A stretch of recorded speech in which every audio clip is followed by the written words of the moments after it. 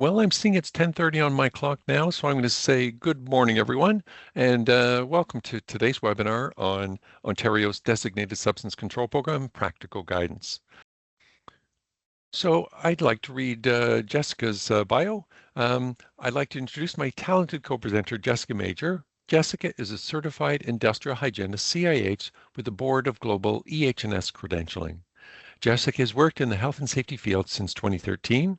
At WSPS, she is a specialized consultant in occupational hygiene and provides technical services on behalf of the OC hygiene practice for the North and East regions of Ontario. Perfect. Thanks so much, Warren. And I'd like to introduce my wonderful colleague, Warren Clements, who will be co-presenting with me today. So Warren is a specialized consultant in occupational hygiene at WSPS, and he provides technical services on behalf of the occupational hygiene practice to the South and West regions of Ontario. He's worked in the health and safety field for over 30 years. Warren is a certified industrial hygienist, or CIH, with the Board for Global EHS credentialing, and a certified Canadian Registered Safety Professional, CRSP, with the Board of Canadian Registered Safety Professionals. So take it away, Warren. All right. Thanks, Jessica. And I will say this presentation is copyright protected. So images are copied under license from Getty Images. Further reproduction, distribution, or transmission is prohibited unless a license is obtained from WSPS and or Getty Images as applicable. So a bit more on the copyright. We refer to considerable amounts of provincial legislation. For various provincial legislation and or guides, we've provided the calendar year of the most current version. Even a little more on copyright specific to a CSA standard content. We have some content from a CSA standard. We have permission to share the CSA content, and here's the disclaimer related to the CSA content. So what are we going to cover today? We have some content on the Ontario OC Health and Safety Act as starters. We're going to have some great background on OREG 49009. It's been around a long time, since the 1980s, but there's plenty of revisions over time, and it is a very detailed regulation. We're also going to touch on some other Ontario regulations that may link to OREG 490. Specifically, we will be mentioning OREG 833, control of exposure to biological or chemical agents. We'll probably also touch a bit on OREG 851, titled Industrial Establishments, but we more touch on that during the DSA safety connection. Designated substance assessment, we're going to give a short recap. The DS assessment ends in a decision about whether or not you need to institute a control program. It precedes the control program, so we thought it'd be best to provide a short recap.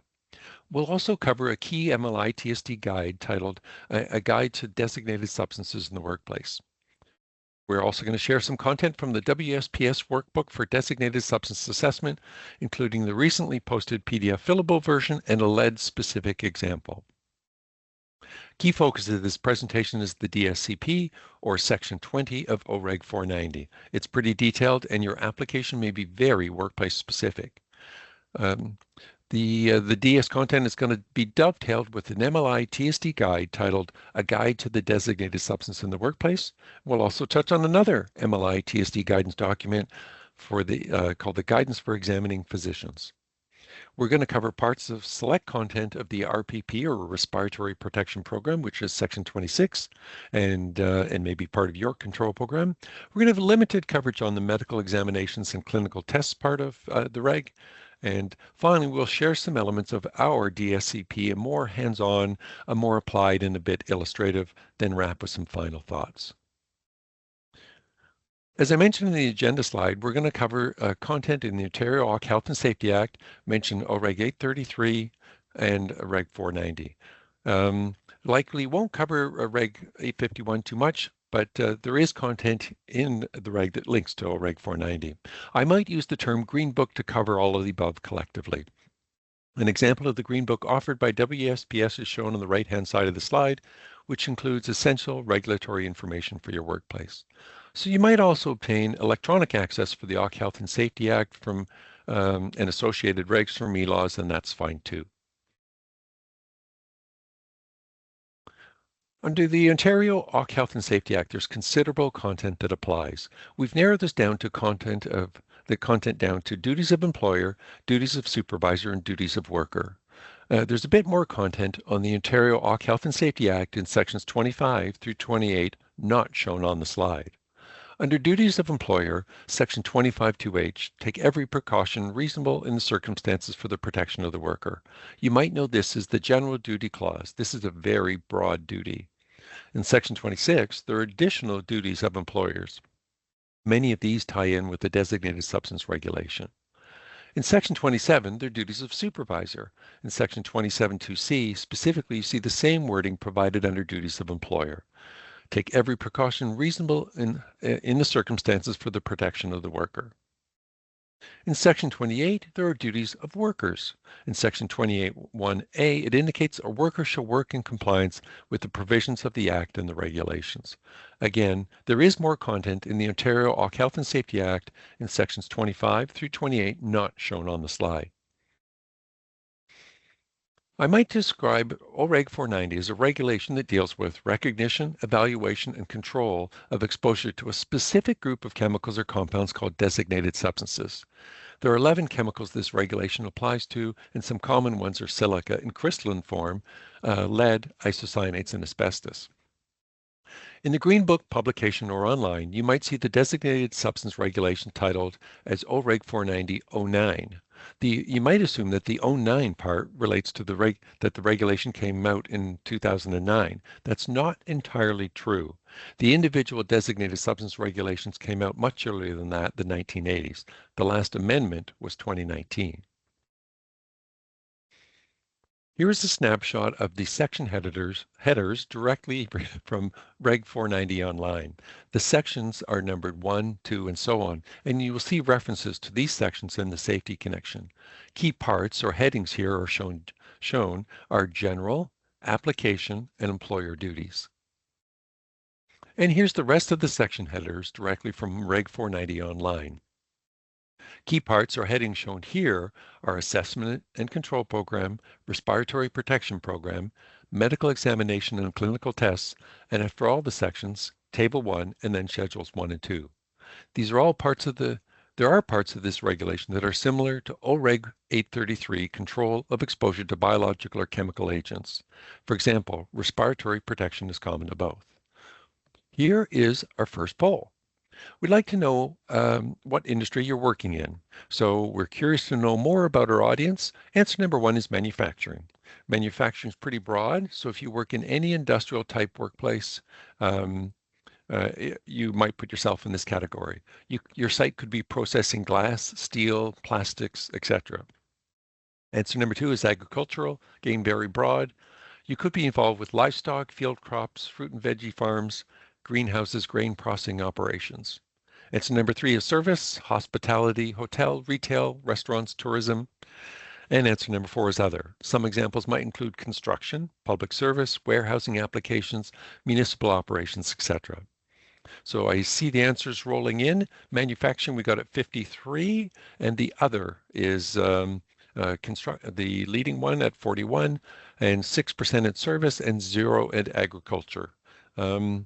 We consistently see that when we talk about designated substance, there's not too many in the agriculture side. So again, thanks so much for those who participated. But some people want to put in the chat if they're in the construction side of things and they want to just mention their sector that they're involved in, that'd be great. All right, thanks for your participation on that.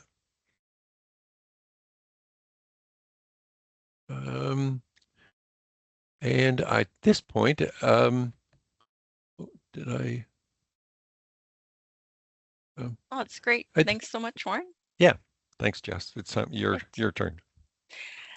So before we get going on the designated substance control programs, let's take a bit of time to go over what led us to a designated substance control program. Ontario Regulation 490 deals with the designated substance assessment. So let's do a recap. In Ontario Regulation 490, there are 11 designated substances: acrylonitrile, arsenic, asbestos, benzene, coke oven emissions, ethylene oxide, isocyanates, lead, mercury, silica, and vinyl chloride. And this regulation really deals with the recognition, evaluation, and control of exposure to the specific group of chemicals or compounds. In OREG 490, you must look at the specific designated substance in the regulation to see if the workplace applies. Typical wording may be from the list here. At a workplace where the designated substance is present, produced, processed, used, handled, stored, is a waste product or a byproduct of a process, at which a worker is likely to be exposed to the designated substance during its transportation or transfer, manufacture, processing, use, handling, and/or storage. Sometimes there are caveats to the specific designated substances, so it is important to actually go to the regulation and read it in detail for the specific designated substance that applies in your workplace. What are some exceptions? Where does OREG 490 not apply? At a construction project, farming operations, mercury in dentistry, arsenic in mining operations. A summary chart of OREG 490 application is available in the MLITSD guide, available online, to designated substances in the workplace. Remember, the guide is intended to assist workplace parties with compliance, but does not cover every situation or answer to every question about the legal requirements concerning designated substances in Ontario. Section 19 of the regulation is titled Assessment. So subsection 19.1 outlines the requirement to conduct a designated substance assessment and record it in writing. Subsection 19.2 outlines what must be included in the assessment. In the case of silica, for example, this includes methods and procedures used or to be used in the processing, use, handling, and storage of silica. For E, the extent and potential extent of a worker's exposure to the designated substance, and F, the measures and procedures that are necessary to control exposure to the designated substance by means of engineering controls, work practices, and hygiene facilities and practices. Management, the Joint Health and Safety Committee, and workers all need to work together on the health and safety efforts in an organization through their IRS, or Internal Responsibility System. OREG 490, subsection 19.3 and 4 emphasize this. So the employer shall carry out the assessment in consultation with the Joint Health and Safety Committee, and the committee may make recommendations respecting the assessment. And the employer shall provide a copy of the assessment to every member of the Joint Health and Safety Committee. There is the online guide from the MLITSD titled A Guide to Designated Substances in the Workplace. It is very helpful in supporting understanding of OREG 490, and this guide is intended to assist workplace parties again with compliance, but does not cover every situation. Remember, it doesn't replace the Occupational Health and Safety Act and its regulations, and should not be used as or considered legal advice. So we want to make that clear.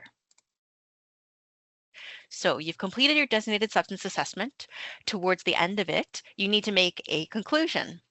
There is a helpful chart in the MLITSD guide which presents 3 scenarios and conclusions. So scenario 1, the substance is present in the workplace and a worker may be exposed to it, but it is not possible that the health of the workers could be affected by exposure to the substance.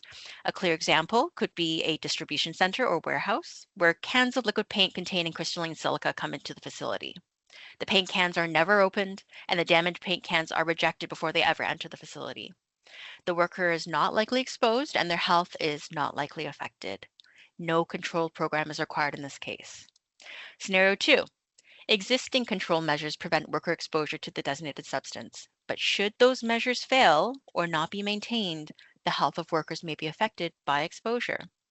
In a different facility, the paint could be manufactured. Crystalline silica is added by cutting open bags and manually dumping the silica into the paint. There are some controls that are available, but again, should those measures fail or not be maintained, the health of the workers may be affected by exposure. Thus, a control program is required. And scenario 3, workers are exposed to a designated substance in a manner that may affect their health, and a control program is required. So let's move on to our next poll question for today. Have you completed a designated substance assessment? So we have yes, no, in progress, or unsure as some some options here. So we'll just give a bit of time here to let the responses roll in.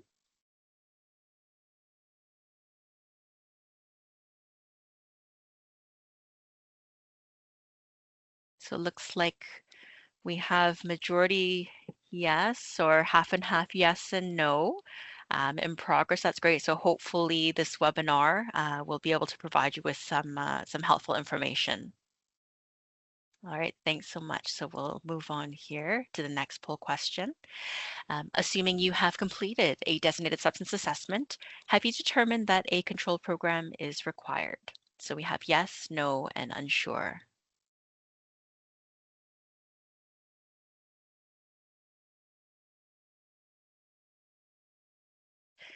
So we have some responses coming in. We have yes as the majority. So that's great. And unsure.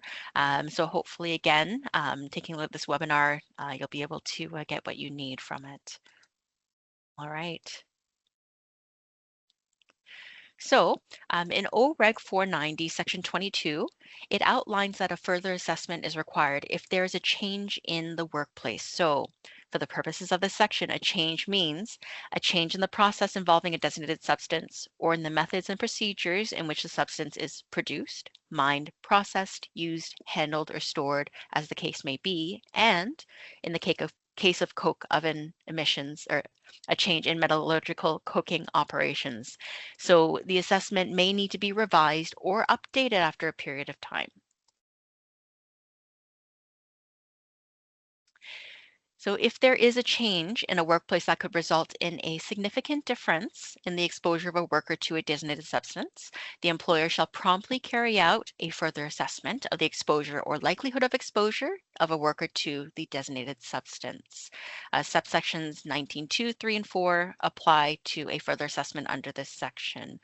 So these subsections here revolve around assessing the extent and the potential extent of a worker's exposure to the designated substance and the measures and procedures that are necessary to control exposure to the designated substance by means of those engineering controls, work practices, and hygiene facilities and practices, as well as JHSC involvement. Now, this was presented in detail in the WSPS Safety Connection Designated Substance Assessments Guidance for Employers. The recording is still available online on the WSPS website for free. The tool, a fillable PDF here itself, is also available for free and accessible on our website. So this is the workbook for designated substance assessments. There's also an example of this workbook completed online for lead soldering. And this is what some of the pages look like in the workbook. Now, please keep in mind, these are just snapshots to show you what the contents of the workbook look like. There are a lot more pages available, but a lot of information is provided to you. And here's a nice decision diagram in the workbook as well. Now, Warren will move forward with our next poll question for today. Take it away, Warren. All right, thanks, Jess. Which designated substance do you have at your site? And please select all that apply. They're listed there alphabetically: acrylonitrile, arsenic, asbestos, and so on and so forth. So if you could just go ahead and take a look at the poll. I see some answers rolling in. There's definitely some asbestos, yes. There's a couple of people responding to benzene, ethylene oxide. We'll have some content there. Isocyanates, we're going to have some content for you for sure. Lead at 20%, mercury 12, silica 14. Great. So, all right. So what's the leading one? Looks like asbestos is the leading.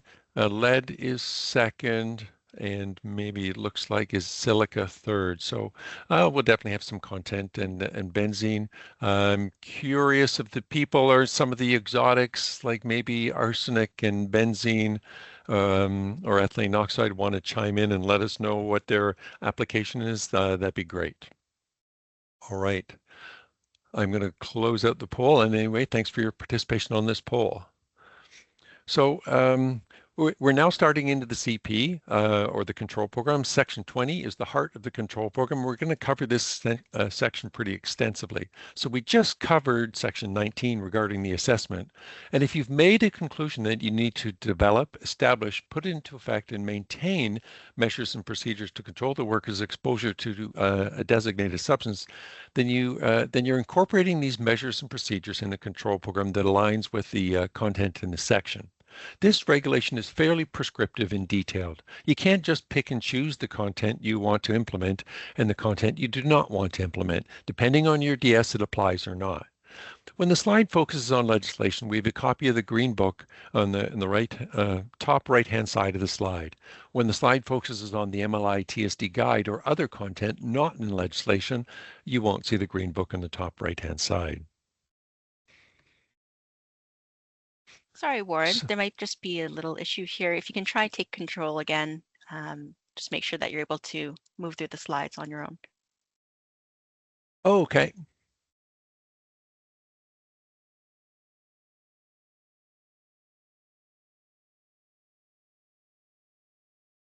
Okay, do I have it now, Jess?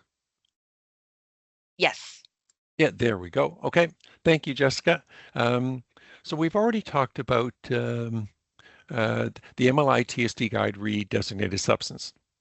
The MLI TSD guide content that expands on the legislation. Here's the content that links to section 21 from the previous slide. The control program should outline the general practices and procedures and specific measures to control exposure at each step of the production process, from arriving at the door and receiving, to use in production, to heading out as a final product to a customer, and all points in between. If you've done an effective assessment, then you'll likely use content from the assessment.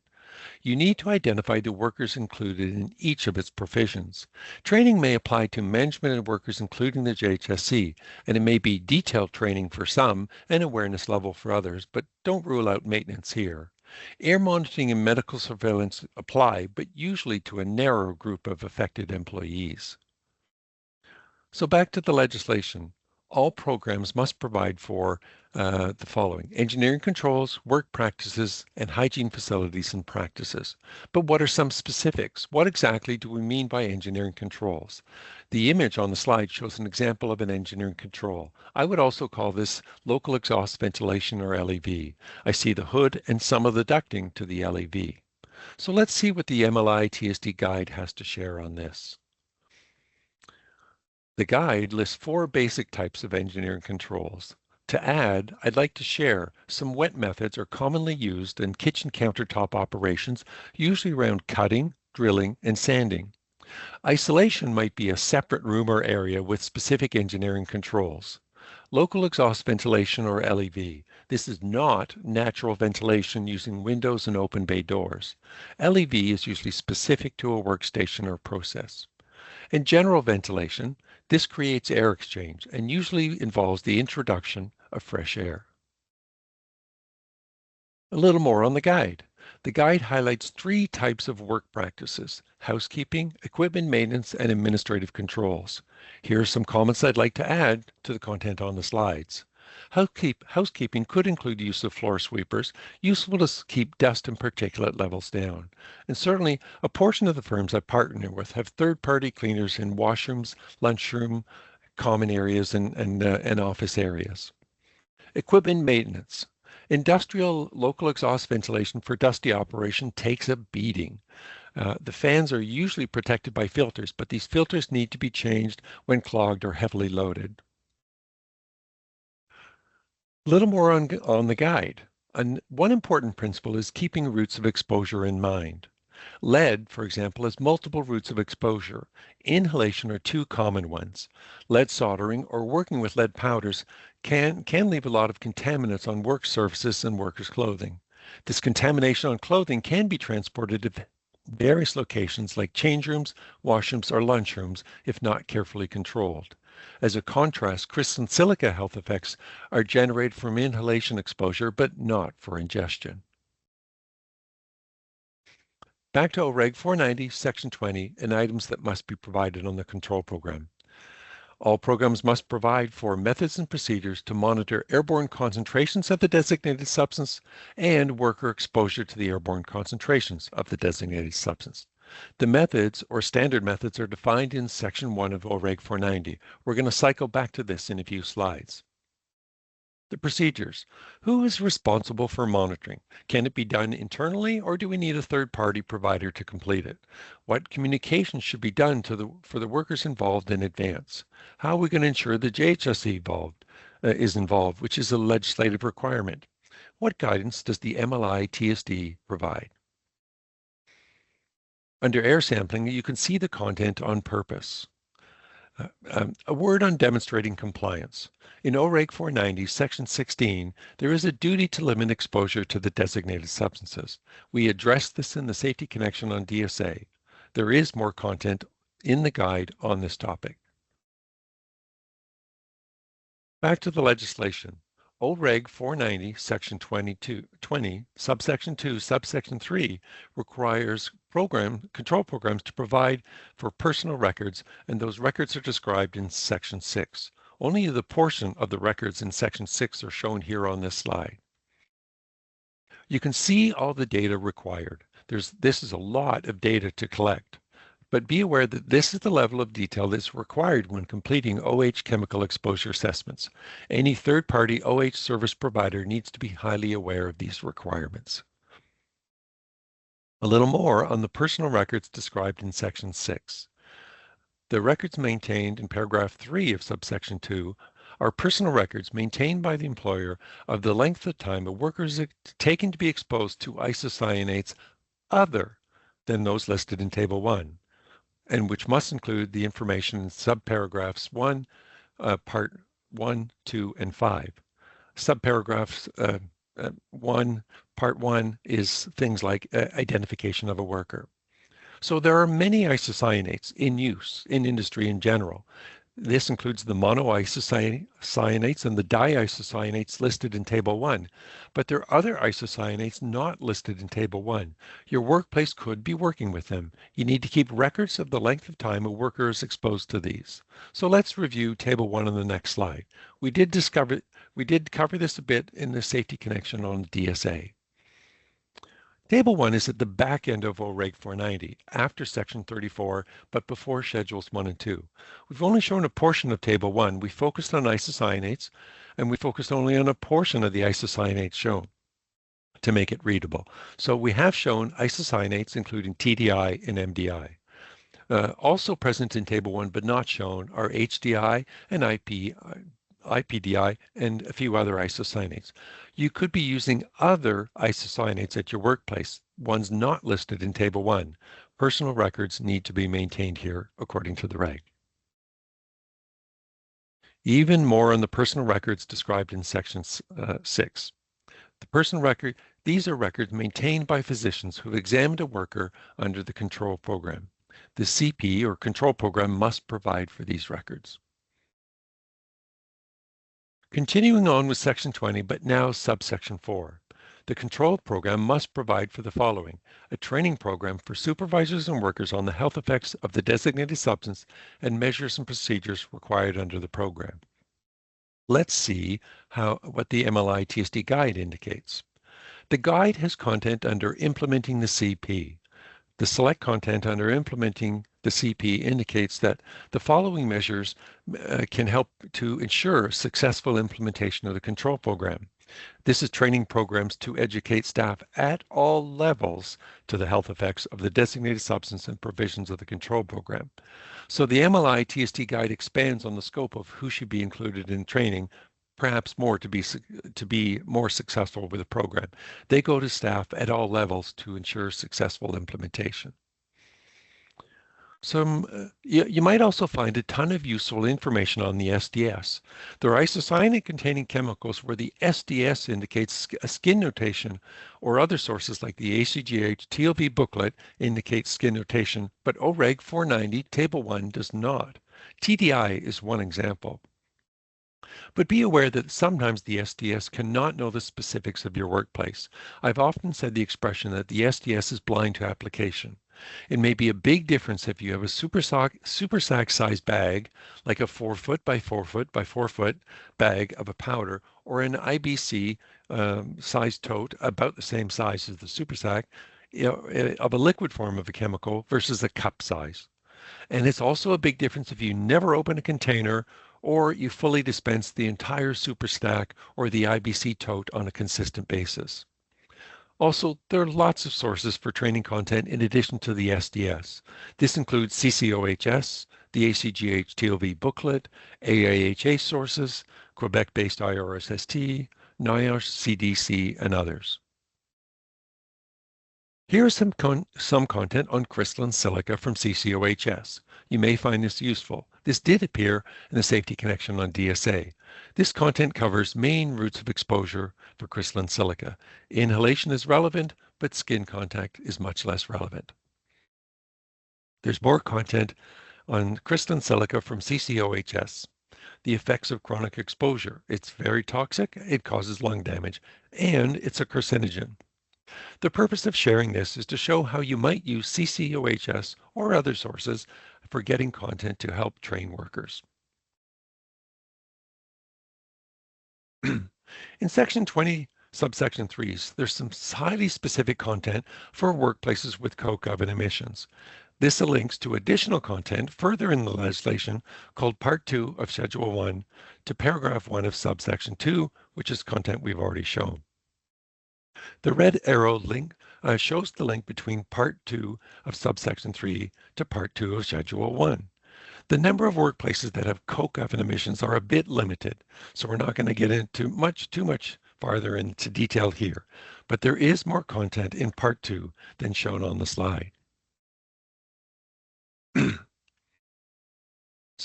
So for select designated substance, and the list is yellow highlighted starting with asbestos, all kinds of medical examinations, pre-placement, periodic, and so on, are required by the Code for Medical Surveillance. This includes a medical history, a physical exam, and clinical tests to satisfy the Code for Medical Surveillance. There is great content in the MLI TSD guide on this part of the legislation. Again, only select designated substances are subject to medical surveillance. The employer is responsible for establishing a medical surveillance program. However, worker participation in the medical surveillance program is strictly voluntary. Recently, there is guidance that came out for examining physicians. We're going to show more content on the next slide. Here is the title for the guidance document. The title is The Guidance for Examining Physicians on the Code for Medical Surveillance for Designated Substances in Ontario. This came out in November 2024. Lots of great content. It's probably about 15 to 20 pages printed, although I haven't printed it, and definitely some great details for sure. So I'm back to the MLI TSD guide titled A Guide to the Designated Substance in the Workplace. Where do you find the Code for Medical Surveillance? It is referenced in Section 1 of the regulation titled Definitions. The definition has been provided. One key that it is found on the Ontario government website. So what's a practical way of getting the code? Put the search term Code for Medical Surveillance in a browser. Here is page 1 of the code, just so you see it visually.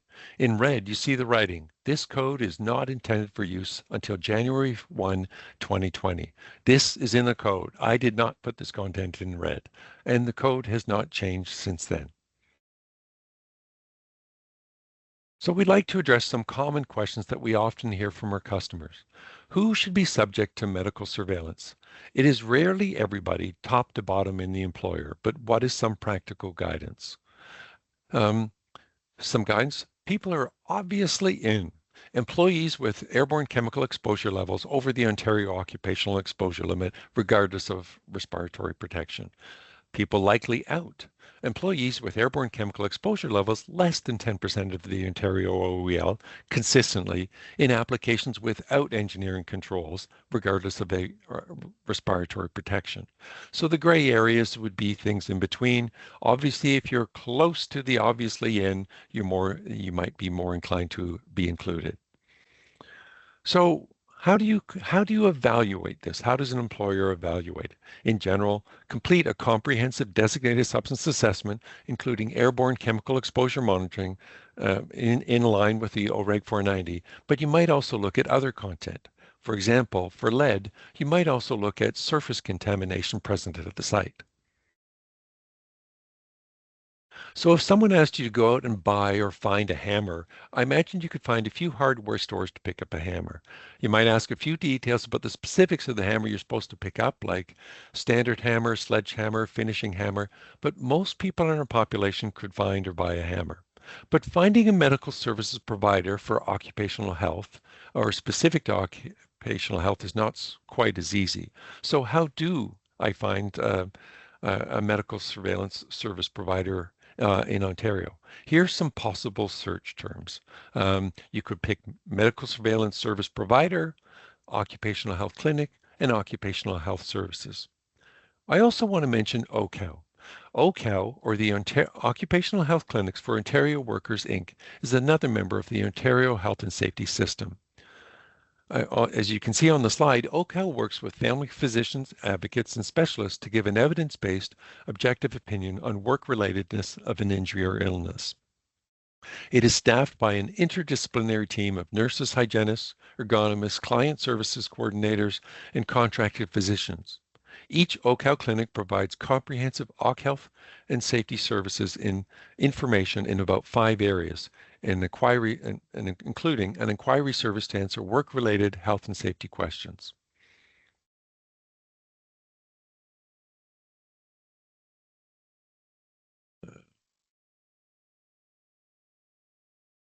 So does the medical surveillance service provider have to be an occupational health physician, or will any general practitioner do? Said a different way, can I go to my family doctor? Here's a point of view.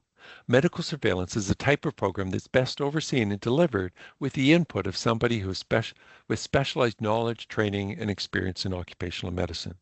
2 sources for obtaining advanced occupational medicine credentials are shown here. One source is the Royal College of Physicians and Surgeons of Canada.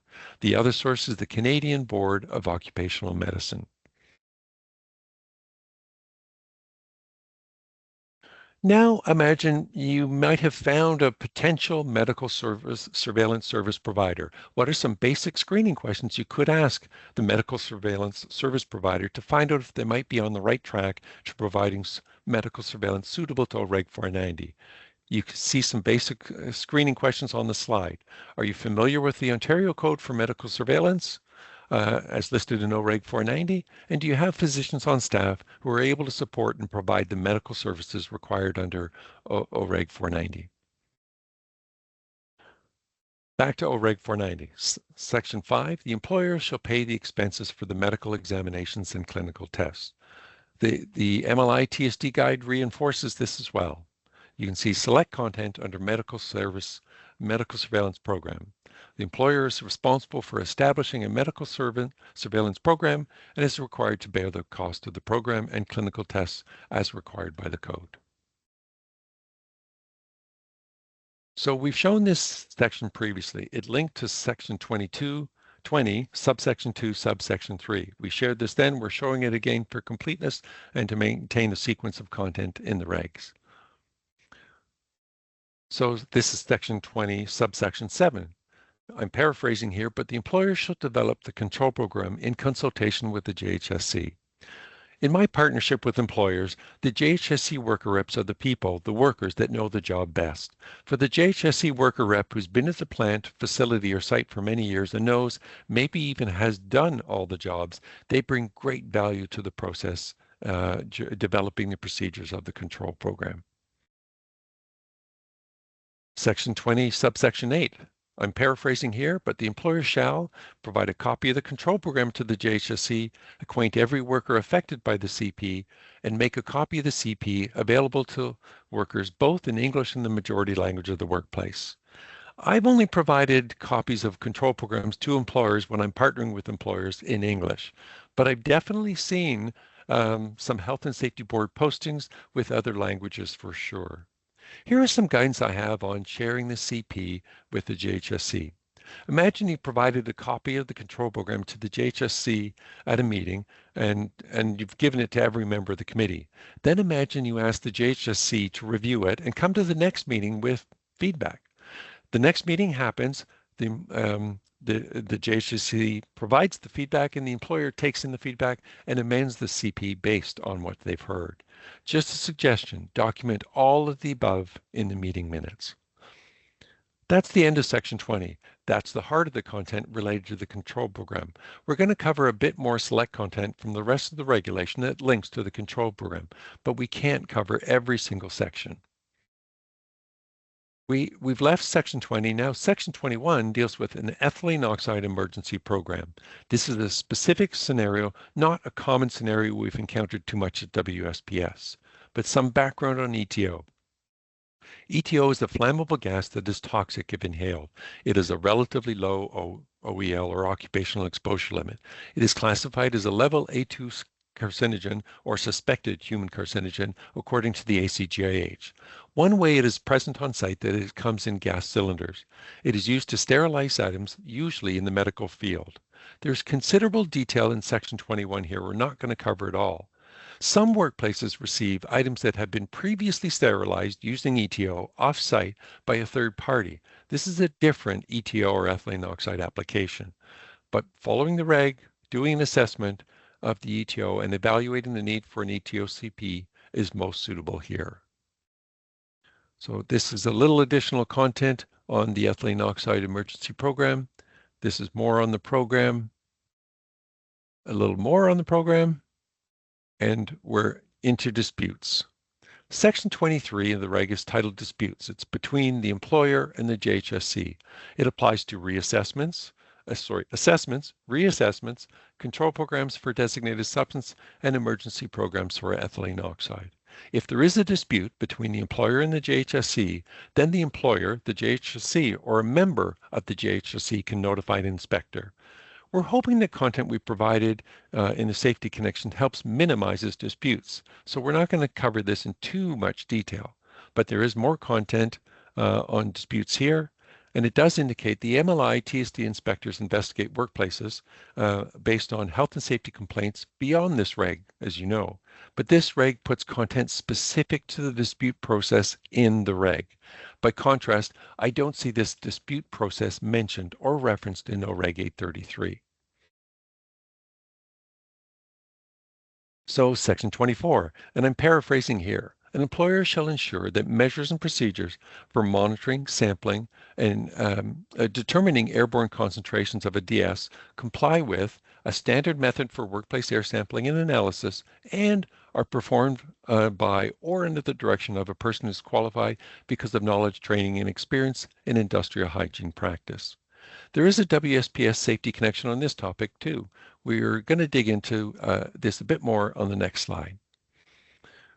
So the definition for a standard method for workplace air sampling and analysis is provided in OREG 490 section 1. The MLI TST guide emphasizes the standard air sampling methods as well. The standard methods are published by various, I'll call them accepted organizations. The list of accepted organizations is provided. A little more on the MLI TSD guide about designated substance. This is select content under Appendix A. I've snipped the very first part of Appendix A. It shows the first alphabetical designated substance, acrylonitrile, and some standard methods associated with acrylonitrile, NIOSH 1604 and OSHA 37. Appendix A shows all the designated substances listed alphabetically and standard sampling and analysis methods for each designated substance. A little more on the MLI TSD guide read designated substance and specific content under air monitoring and exposure records. While it's not a requirement of the regulation, occupational hygiene professionals registered by the Canadian Registration Board of Occupational Hygienists or certified the American Board of Industrial Hygiene are examples of individuals who may be qualified persons. The American Board of Industrial Hygiene is now called the Board of Global EH&S Credentialing, or BGC. These are both professional certifications in occupational or industrial hygiene. One is US-based, and the other is Canadian-based. Both Jess and I are CAH, as we mentioned in our introductions of each other. So I'm paraphrasing here on section 24. When measuring airborne concentrations using a direct reading instrument, the instrument needs to be used, calibrated, and maintained in accordance with the manufacturer's instructions. So manufacturer's instructions regarding calibration, here is what usually applies. Calibration before use, zeroing in most cases, and a bump test. A bump test is a verification process just prior to measuring with the DRI to ensure that the DRI is responding to the chemical of concern. Manufacturer's instructions regarding maintenance usually include annual maintenance. Back to OREG 490, section 25. For posting and monitoring results, this is very prescriptive here. If you have monitoring results, you must follow section 25. What if I'm doing a DSA and I'm doing monitoring as part of a DSA and I've not really even decided if I need a control program or not? Should I follow the same legislative requirement? I say yes as the best practice, and some may even argue that that's the way the regulation reads. Worker's duty re the control program. Every worker should work in compliance with the work practices and hygiene practices in accordance with every control program respecting a designated substance that applies to their workplace. I don't have too much to say in this, but maybe I want to share more a point of view. Maybe it's a little on the way people think. Some people do what you tell them because they accept a rule. You might call them pleasers. You don't have to tell them why it matters. They will comply regardless. Some people do what you tell them once they know why it matters and the benefits of doing it. Compliance happens once they understand why and it makes sense. They're more bought in. Keep this in mind when you're hoping for worker compliance. This is section 26.1, titled Respiratory Protection. Parts 26.1 through 26.5 fall under the title of RPP. Part 26.1 has a subtitle, Employer Duties for Respirators. There's considerable additional content in the regulation under the title Respiratory Protection Program. It's not fully shown here, and there is a WSPS safety connection on this topic. So we're still under the title RPP. Again, Part 26.2 has the title Respirator Requirements. Part 26.2.5 focuses on a specific scenario. If the RP is supplied with breathing air from a compressed breathing air cylinder or from a compressed breathing air system, the breathing air must meet the purity requirements set out in Table 1 of a CSA standard titled Compressed Breathing Air Systems. We focused here on the part of the RPP that was not part of the safety connection related to RP. Breathing air. We go to a fair number of workplaces that use compressed breathing air for workers who are spraying isocyanate-containing paints in a spray booth. We also go to some workplaces that have sandblasting operations with crystalline silica sand. The regulatory requirement, breathing air must meet the purity requirements set out in Table 1 of a specific CSA standard. So here's the cover page of the specific CSA standard from the CSA website. At WSPS, we get access to CSA standards through a subscription process. We use them often enough, but you may get read access through contacting CSA. You probably have to set up an account. Here is Table 1 from the CSA standard. There are many components that are tested in breathing air. Components are listed on the left-hand side of the slide at the table in a column titled Components. In the component list, going from top down, are oxygen, nitrogen, and rare gases, carbon monoxide, carbon dioxide, methane, and a few others. Each has allowable or acceptable concentrations. One specific example, in breathing air, carbon monoxide must be less than or equal to 5 part per million to pass. There's lots of great content in the CSA standard on compressed breathing air and systems, and you may need to go looking at this additional content. So imagine you get asked to test breathing air. Perhaps it's part of an order, or perhaps you just become aware you need to test the breathing air. How do you find a lab partner to help or a firm that can help with the sampling? For the lab, consider the following search terms: compressed breathing air testing laboratories, or even fancier, accredited compressed breathing air testing laboratories. Some labs have accreditation. This means they've met certain laboratory quality standards. One organization that credits labs for testing breathing air is the Standards Council of Canada. Here's a bit more on the Standards Council of Canada. This is a visual of their website. Using the Standards Council of Canada search function, I typed in compressed breathing air testing, and I clicked on accredited organizations. You can see how the oval with the wording accredited organizations has a green background. Let's see what turns up in our search. Here are 4 labs that are accredited labs in Canada, according to the Standards Council of Canada, for testing breathing air. WSPS is not affiliated with these labs. Neither Jessica nor I are on the payroll or have weekend jobs at these firms. We don't recommend one firm or over another, but we're just making sure that if you had to find some firms accredited by the SCC to complete the testing for breathing air, that you could. There's even more detail to the reg, and the MLI TSD guide emphasizes this related to compressed breathing air. So back to the guide. Sometimes you have a compressed breathing air system that needs to be tested every 6 months, not just once. And that's in cases where it meets a certain operating pressure. There are also some details about the location of the air intakes. So again, perhaps we're just reinforcing that this regulation is very detailed and prescriptive, and sometimes links to CSA standard content as well. So we're considering sections 27 to 31 as out of scope for the presentation today. We just didn't have enough time to include it in the presentation, but there are definitely some important information in these sections. Section 27, the focus is on the employer task to provide a copy of personal exposure records to a physician. So section 27 has a few parts there. Now I scroll to section 28. If a worker is supposed to select designated substance, if they agree, they can do a medical exam and a clinical test in select circumstances.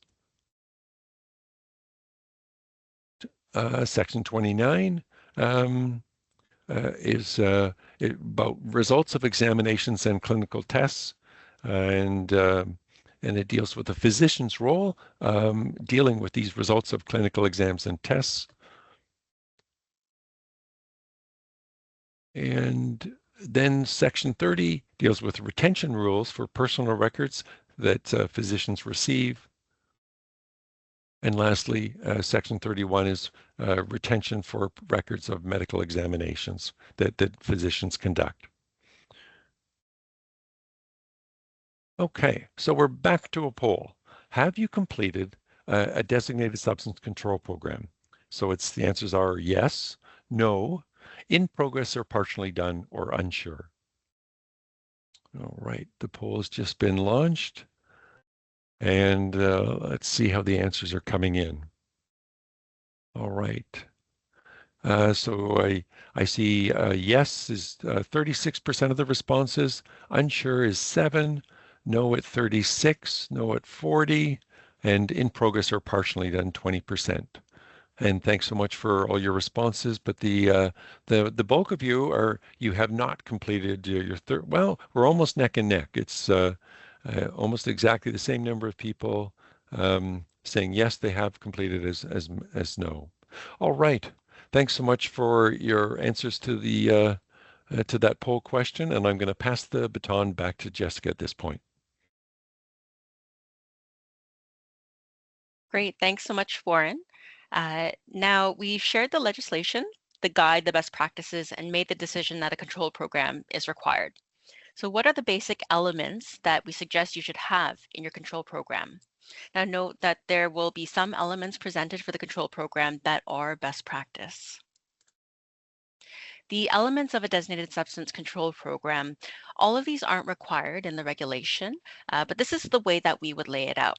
So here are some suggestions: policy statement, purpose, scope, definition and acronyms, roles and responsibilities, procedures, communication, training, monitoring and measurement, legislative and other requirements, associated internal documents, forms and records, and a changed log. So let's do a bit of a deeper dive. For the policy statement, purpose and scope, what is your company or organization's policy and commitment regarding the designated substance in the workplace? What is the purpose of this written designated substance control program? What types of designated substances apply, and to whom does this program apply? Define any terms, specific references, or acronyms used in the written control program. What could these be?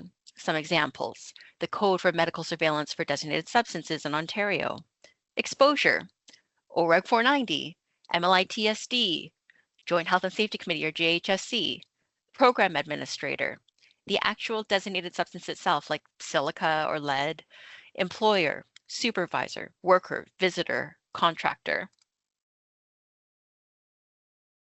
For roles and responsibilities, who are the parties involved? We have the employer, program administrator, supervisors and managers, healthcare professionals and physicians, Joint Health and Safety Committee, visitors, contractors, and workers. There are many responsibilities that fall into these roles, and I'll just mention a few of these for each of them. So employers, they have the overall responsibility for this program. They do have to take every precaution reasonable in the circumstances to ensure the protection of all workers, including workers who are not a worker of the company. For example, temporary workers, contractors, visitors, those who have the potential to be exposed to the designated substance. Employers have to ensure effective controls are in place to control a worker's exposure to designated substances. Another responsibility: for any medical examinations and clinical tests under this program, the employer must pay for those expenses. The program administrator oversees the development and implementation of the Designated Substances Control Program in consultation with the management team and the JHSC. There is a big responsibility here. Anything to do with the program, the training, the medical surveillance program, any assessments, evaluations, records, forms, these are things the program administrator would be responsible for developing, coordinating, reviewing. Supervisors and managers, they really are the eyes and ears of the program and its effectiveness. They need to be the ones receiving concerns or deficiencies in controls or ensuring their workers have completed training. The healthcare professional and physician, any examinations or testing that's done for medical surveillance for a designated substance needs to be done in accordance with OREG 490 and the Ontario Code for Medical Surveillance for Designated Substances. The physician needs to ensure that they're performing the proper examination and tests and is communicating confidentially that they are confidentially information like, is the worker fit to work with a designated substance or fit with limitations or unfit? Remember, a worker could refuse to participate in the medical surveillance program for whatever reason, but I highly recommend that this is documented in some sort of sign-off form. The JHSC needs to ensure that they are being consulted on the program and providing review and recommendations if need be as well. For visitors and contractors, ensure that they are to follow the company procedures with respect to the designated substances on site. Procedures where there is limited access or having escorts may be useful. And finally, workers. There are a lot of responsibilities falling under the above parties, but ultimately, workers must abide by the requirements of the control program. They're at the front line. If there's any deficiency in controls, PPE, etc., they need to be reporting it. Now, the specific procedures involving the designated substances. These are incredibly important and mainly why we have the control program in place. These describe how the worker's exposure to the designated substance is being controlled. On the front end, we have the hierarchy of controls. Now, after you've reviewed your processes involving the designated substance and you've determined that you cannot eliminate it or substitute it out with something else that is not a designated substance, we look to engineering, administrative controls, and work practices, hygiene facilities and practices, PPE, storage disposal, exposure monitoring ensures that those controls implemented are actually effective in reducing the worker's exposure to the designated substance. And then we have training, medical surveillance, record keeping, and legislative references. This would also be a good place to have spill and emergency procedures specific to the designated substances, but you may have that overall in something separate. So what could we have in place for engineering control procedures? It's not enough to state that you have a certain type of engineering control, but it is very important to indicate how it is going to be used. For example, You have an exhaust hood, downdraft table, booth, water stream or mist. How and when are you going to utilize it, and during what tasks? In addition, other equipment, for example, equipment such as exhaust hoods, you need to ensure the capture velocity is set to manufacturer's specifications. What is the change-out frequency for the exhaust filters? Are filter banks being cleaned? And are workers donning the appropriate PPE while conducting these activities? For a water stream to control airborne dust, is there adequate water flow for the water feed system? Are all local exhaust ventilation systems, stacks, blades maintained as per manufacturer's recommendations and with any applicable certificate of approval issued for the equipment? Is there a visual indicator for the engineering control? What does it indicate? If you have a booth that requires differential pressure, is there a gauge indicating that the pressure differential is at an acceptable level as per the manufacturer's specifications?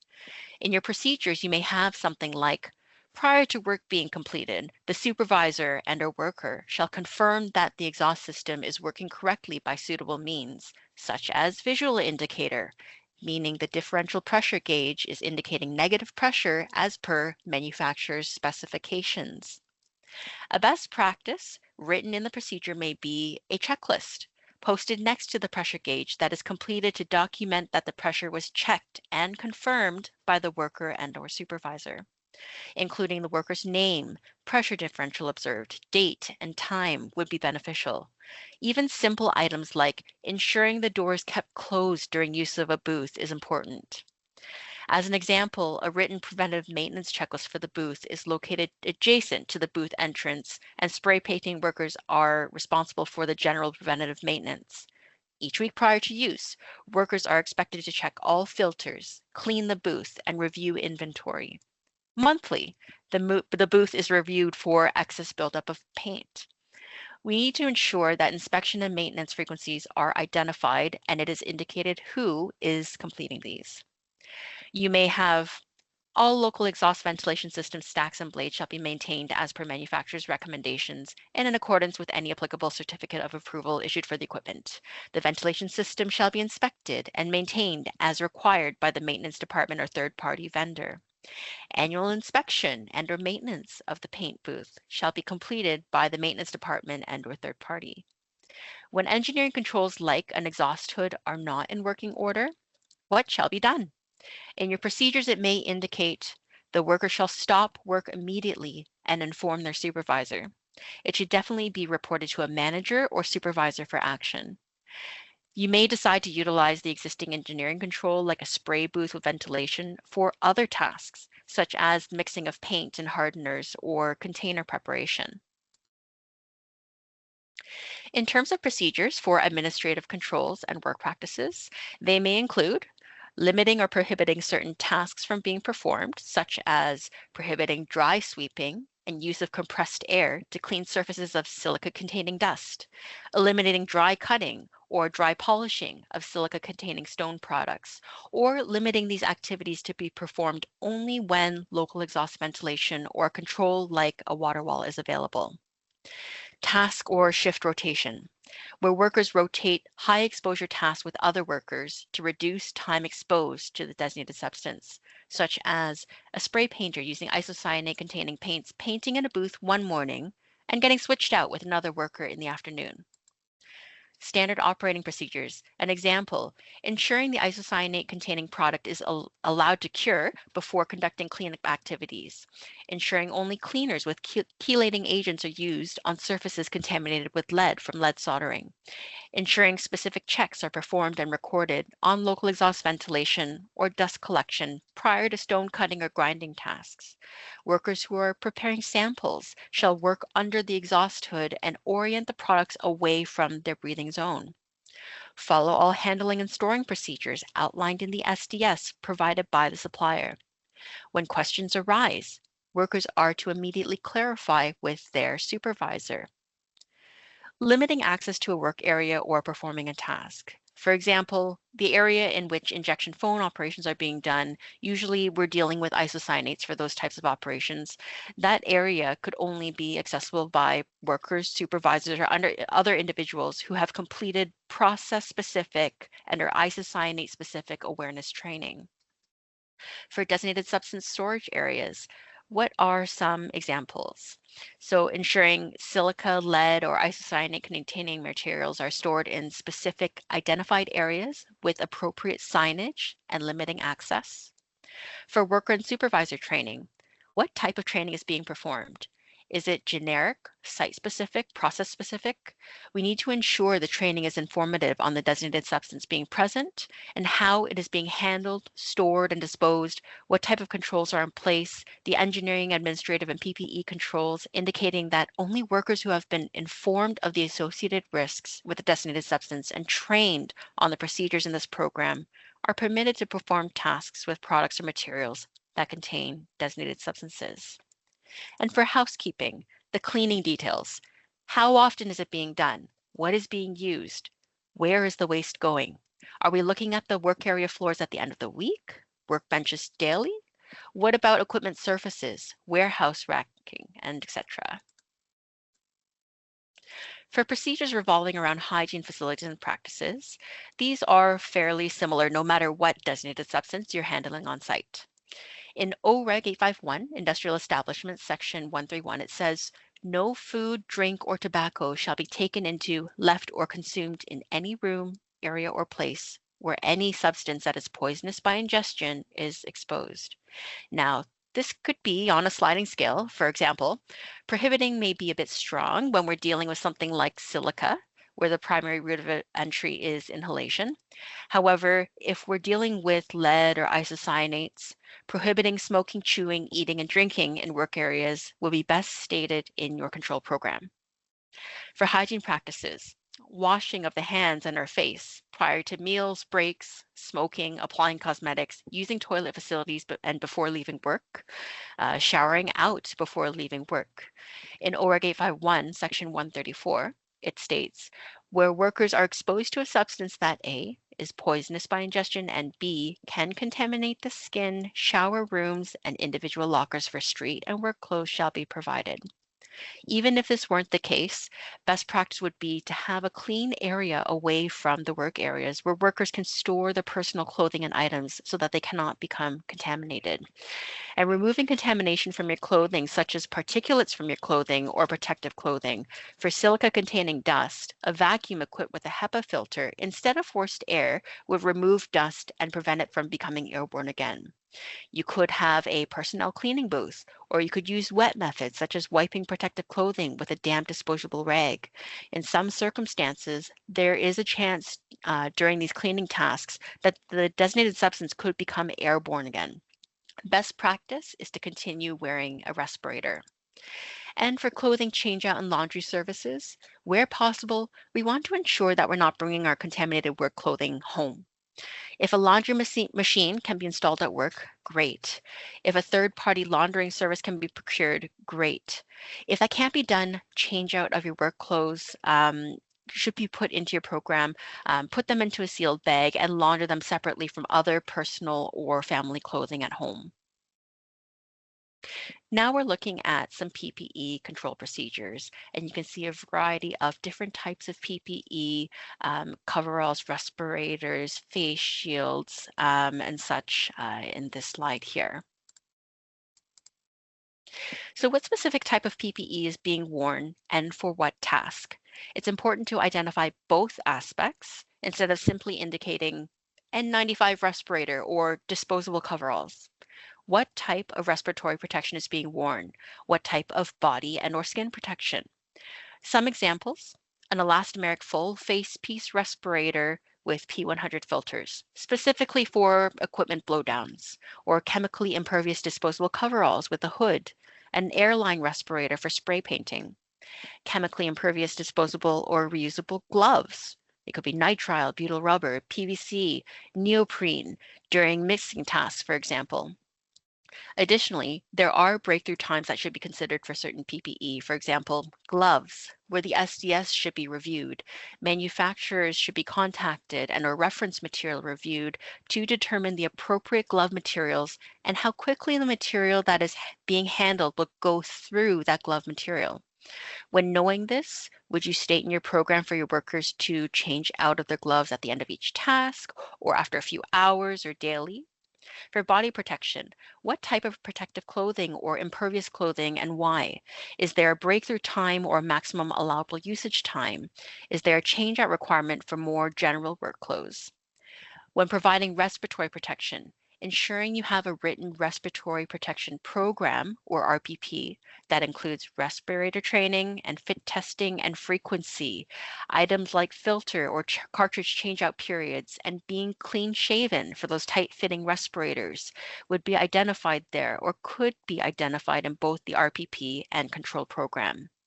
The idea is to provide these very specific details in the program so that there is no guesswork or confusion when it comes to PPE selection and use. In terms of spill control procedures, you may have a separate spill control program. If that is the case, ensure that anything written in your designated substance control program aligns with that. You may also refer to the safety data sheets for the various designated substance containing products that you use for the specific information on spills, what materials should be used for spill cleanup. For example, should it be sand, earth, vermiculite, or diatomaceous earth, universal sorbent pads, booms, suitable containment, what is that? Shovels, caution tape, and what PPE should be worn. And some items that may be beneficial to have in your program. Rejection of products arriving at the facility that appear to be leaking or appear to have other unacceptable conditions related to the shipping container by receiving personnel. Spill kit locations. Affected workers should be trained in their locations, content, and use. Only trained individuals shall be permitted to respond to designated substance spills, such as isocyanates within the facility. All other workers must report any such spills immediately. Only trained individuals are permitted to react to isocyanate spills within the facility. All other workers are required to report a spill to their supervisor, who shall initiate the spill response procedure. Follow disposal requirements as per the SDS's and Ontario Regulation 347 General Waste Management made under the Environmental Protection Act and all other municipal and provincial waste disposal regulations. What to do for large spills. These may be spills of a magnitude that present a hazard to human health or cause serious adverse effects to the natural environment. External resources must be contacted to control, contain, and clean up the material that was spilled. This may not be something that can be handled by in-house staff and may need to be contracted out. Exposure monitoring should also be identified in the designated substance control program. Remember, there's no specific frequency of exposure monitoring set in the regulation. However, a frequency should be established. So something to discuss with your Joint Health and Safety Committee based on past exposure monitoring results and any changes or new processes or tasks introduced where there could be a significant difference in the exposure of a worker to a designated substance. Would it be every 6 months, year, or 2 years? There are some best practice guidelines in place, such as the exposure control categories and frequency of monitoring provided by the American Industrial Hygiene Association's Strategy for Assessment and Managing Occupational Exposures resource. Exposure monitoring doesn't necessarily have to be done for every worker involved in the designated substance process. These workers could be grouped into similar exposure groups or SEGs, where each SEG could be identified by the similar tasks for the same work area. You could have exposure monitoring conducted for just some of the workers in each SEG. Now, in addition to record keeping for the exposure monitoring or air sampling report, personal exposure records should be completed for each worker or SEG assessed and kept in the worker's employee file. There are methods that must be followed for exposure monitoring under OREG 490. And remember, it is important to have someone competent performing this exposure monitoring. Someone like myself, who is accredited as a certified industrial hygienist or CIH under the Board for Global EHS Credentialing, or registered occupational hygienist or ROH under the Canadian Registration Board of Occupational Hygienists, or the assessment could be performed under the direction of someone like myself. And the JHSC involvement is incredibly important. What happens if the exposure monitoring results indicate a worker is exposed over the occupational exposure limit or even above 50% of the limit where action should be taken? What types of changes to the process or the controls could be made? In terms of training, how often will the training be completed? Ensure there is an evaluation, such as a quiz or a practical demonstration that's done by the worker, and have a sign-off to document the worker's understanding. And ensure it is not just general WMIS. It should be site-specific. Workers should be reviewing with their supervisor the SDSs for the specific chemical products they may encounter during their work activities. Medical surveillance. And now remember, there is that Ontario code for medical surveillance for designated substances out there. So for your specific designated substance, make sure this is being followed by the physician. If you have an occupational health clinic or physician contracted to provide the medical surveillance, great, then indicate it in your program. Generally, you may want to include the types of tests and frequency that needs to be followed. For example, a chest radiograph and pulmonary function test for silica, as an example. And if the examining physician has their own medical examination form, ensure they're providing all of the details required as per the medical surveillance code. And we come to record keeping. How often would the control program be reviewed and updated? Posting requirements. Post the results of the airborne monitoring in a conspicuous place where workers will see the report for a minimum of 14 days and kept no less than 5 years. There may be specific requirements for certain designated substances like isocyanates for records to be kept. And as always, best to include legislative references in your program. This is the baseline from which your control program should stem. I had mentioned items such as the worker's personal exposure records from the exposure monitoring or air sampling, and the medical examination form from the medical surveillance. The slide here shows snips of some information that should be on your personal exposure record and the medical examination form. These should be listed at the end of your written control program to make it a whole package. Now we come to our next poll question. So after seeing this webinar, what do you think you need to strengthen for your designated substance control program? So we have, or do you think you need to strengthen your designated substance control program? So we have yes, no, and unsure, or do not currently have a DSCP. So we'll wait for those responses to come in.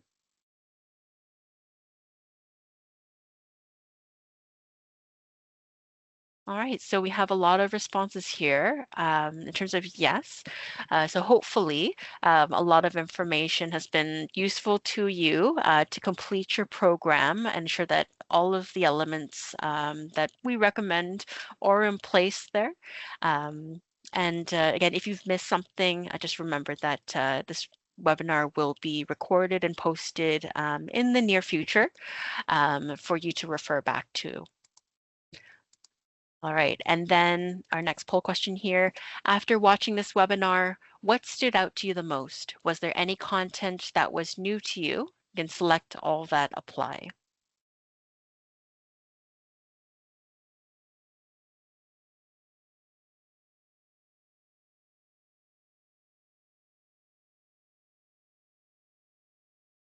Okay, so that's great. So we have a lot of all of the above selection.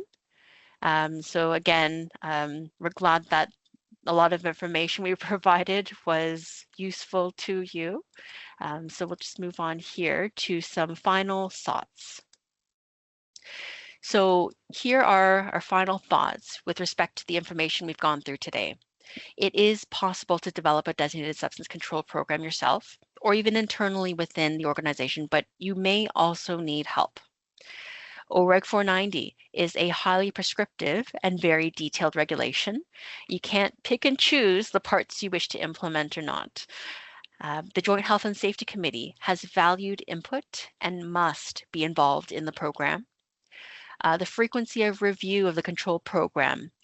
It is typically annual, but it may be reviewed at a frequency different than that. And for medical surveillance, so remember, there are limits to sharing of information with the employer.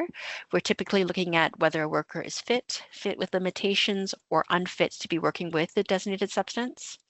And then any red flags, so failures with the medical surveillance results, chemical exposure assessments over the occupational exposure limits, employees handling the designated substances but not aware of the procedures involved. Are they fully trained? At WSPS, we are always here to help. We provide consulting and training solutions to meet your health and safety needs. For designated substances, we can provide consulting services such as the air sampling, the designated substance assessment, a written control program, awareness training, and even respirator training and fit testing. We also have newer e-courses, one titled Designated Substance Awareness e-course, and an article that's been out for a bit, Are Your Workers Exposed to dangerous designated substances? Here's how to find out. So links will be provided to you in a follow-up email. And these are the references that were used to develop this presentation here.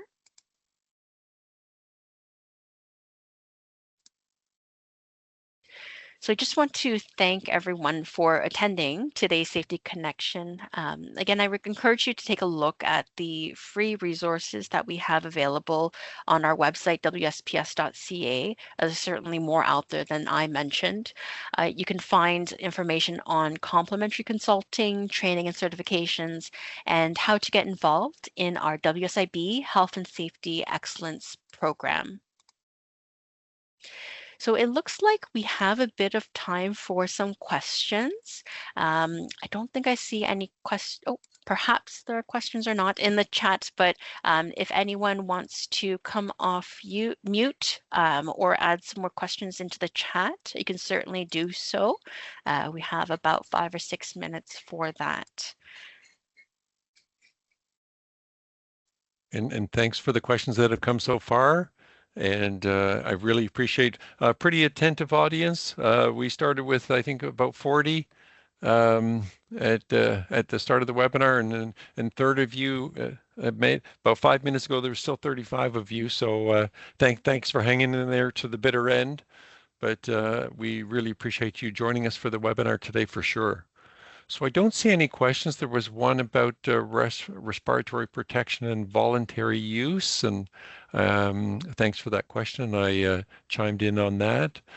Certainly, if there's any particular slide that you're sitting in the audience, you're still on, you're thinking, I want to see that slide about topic A. Happy to scroll back to a specific slide just because it went fast and you maybe writing something or have a question on it, that sort of thing. That's fine to go ahead.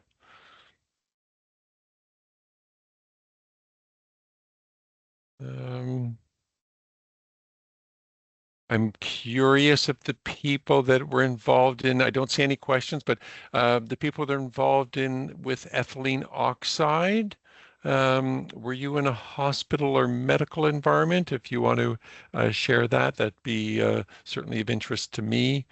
But because I'm working and partnering with some firms that are involved with ethylene oxide at their site.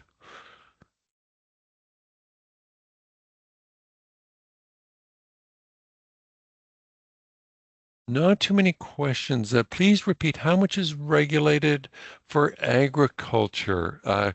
Great question, Frank. Yeah, so there's very little. We generally don't get a lot of people joining the webinar, I'll say this, from the agricultural sites because they don't have these kinds of chemicals. They're more industrial laboratory manufacturing type processes. But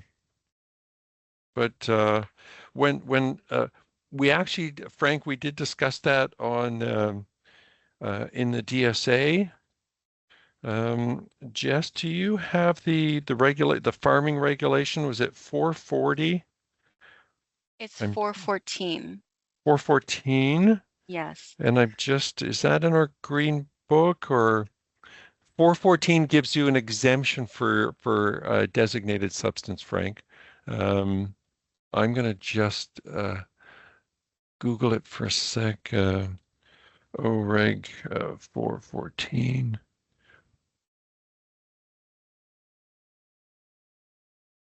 So if you're familiar with the farming regulations, I'm